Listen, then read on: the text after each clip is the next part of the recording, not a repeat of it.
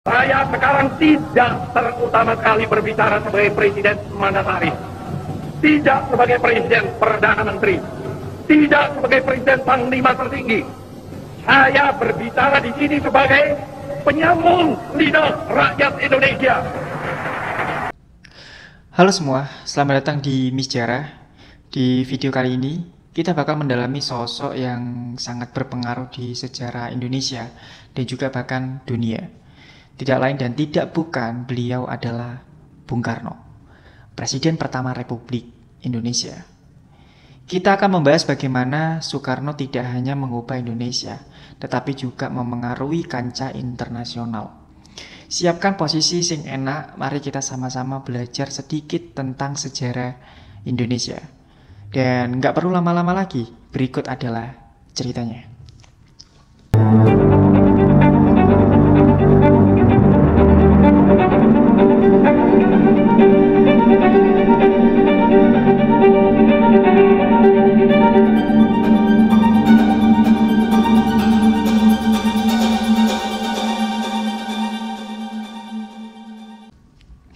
Soekarno lahir di Surabaya pada 6 Juni 1901. Nama aslinya adalah Kusno Sosrodihardjo, tetapi beliau itu lebih dikenal dengan nama Soekarno.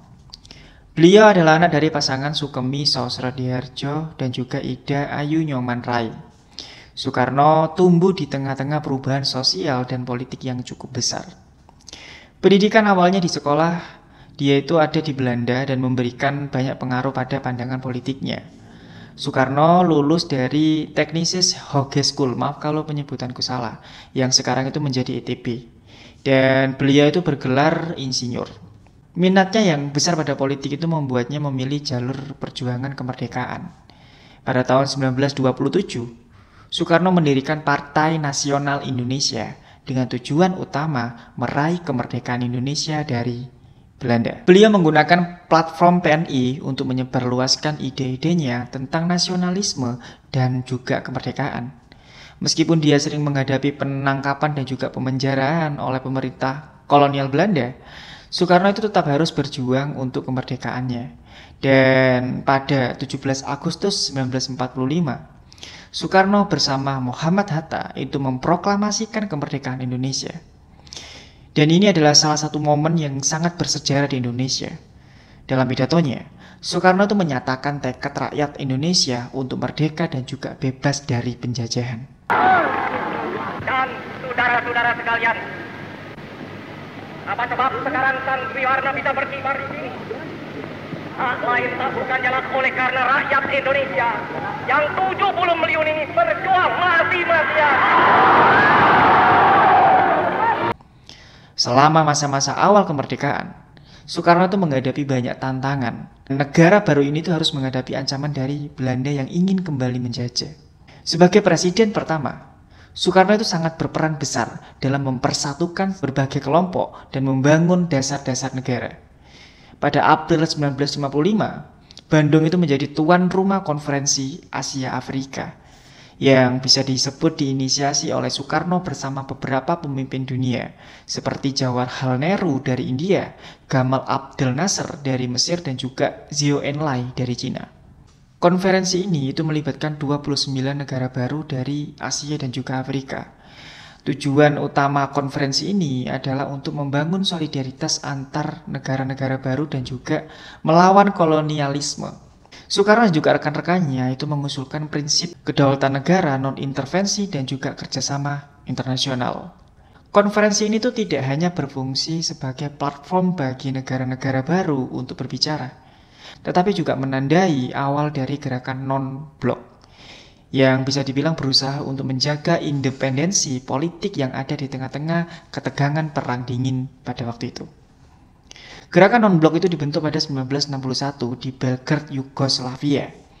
Soekarno bersama Nehru, Nasser, dan juga Zhou Enlai itu memimpin inisiatif ini. Gerakan ini tuh bertujuan untuk menyediakan platform bagi negara-negara baru merdeka yang ingin tetap netral dalam konflik antara blok barat dan juga blok timur. Gerakan non-blok itu mengusung prinsip-prinsip seperti tidak terlibat dalam konflik blok-blok besar dan juga lebih fokus pada kerjasama antar negara baru. Soekarno itu memandang gerakan non-blok itu sebagai cara untuk melindungi kedaulatan negara-negara kecil dan bisa dibilang negara-negara yang baru merdeka. Dan juga menghindari pengaruh besar dari kekuatan super yang ada pada saat itu. Bung Karno dikenal karena kemampuannya dalam berbicara di depan umum dan diplomasi internasional.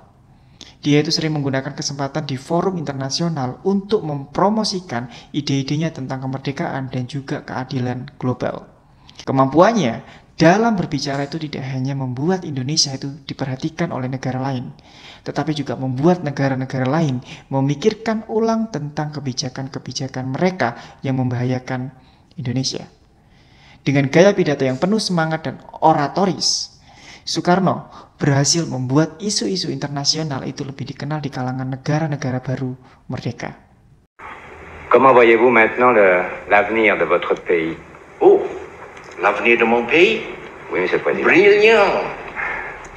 Parce que mon pays est très riche. Pengaruh Bung Karno di kancah internasional itu menimbulkan kekhawatiran di negara-negara besar, seperti contohnya kayak Amerika Serikat dan juga Uni Soviet. Mereka itu sangat khawatir bahwa kebijakan Soekarno dan juga gerakan non-bloknya itu bisa mengurangi pengaruh mereka di Asia Tenggara. Kebijakan konfrontasi Soekarno terhadap Malaysia yang bisa dibilang merupakan bagian dari upayanya untuk menentang imperialisme Inggris, menambah ketegangan dengan negara-negara Barat. Hubungan ini semakin rumit dengan kedekatannya dengan negara-negara komunis dan juga dukungan terhadap gerakan-gerakan revolusi di Asia Tenggara. Bung Karno juga menghadapi banyak kontroversi dan tantangan baik di dalam negeri maupun di luar negeri. Kebijakan luar negeri yang agresif seperti konfrontasi dengan Malaysia dan upaya untuk mendukung gerakan-gerakan revolusi itu seringkali membuat Indonesia itu terlibat dalam konflik-konflik yang ada pada saat itu. Di dalam negeri, Bung Karno itu menghadapi masalah ekonomi yang sangat serius. Krisis ekonomi dan ketidakstabilan politik itu sangat mengganggu kemampuannya untuk fokus pada kebijakan-kebijakan luar. Tetapi, meskipun keadaannya seperti apapun, Bung Karno itu adalah sosok presiden yang sangat disegani dan bahkan ditakuti oleh negara-negara luar dan juga bahkan orang-orang besar. Dan beliau juga sangat cerdas dalam mencari sebuah akar dalam permasalahan dan juga menyelesaikannya dengan kecerdasannya.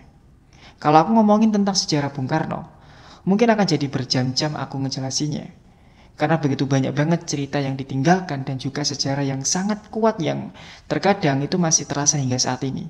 Kita semua tahu ya, bahwa setiap pemimpin itu pasti punya sisi gelapnya dan juga kebijakan-kebijakan yang diambil itu terkadang membuat masyarakat itu susah. Aku tidak akan menutup mata soal itu. Namun mau bagaimanapun keadaannya, beliau adalah salah satu sosok presiden yang membawa nama Indonesia dikenal dan ditakuti oleh negara-negara di luar sana. Dari proklamasi kemerdekaan hingga konferensi Asia Afrika, Bung Karno itu benar-benar meninggalkan jejak mendalam di panggung dunia.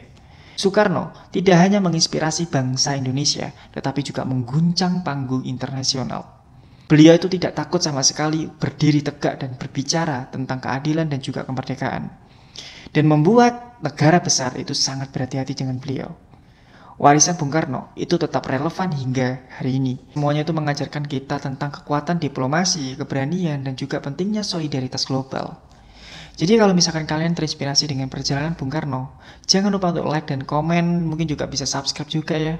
Ini lucu sih Kak, kalau misalkan ngomong kayak gini, aku ini nggak biasanya ngomong kayak gini ya. Intinya bisa subscribe aja lah ya. Dan ikuti aku di bawah ini linknya ya. Terima kasih sudah nonton video ini sampai habis dan selalu menyimak. Dan selalu ingat dengan apa yang dikatakan oleh Bung Karno, yaitu adalah jangan sekali-sekali kita meninggalkan sejarah. Sampai jumpa lagi di Misjarah selanjutnya.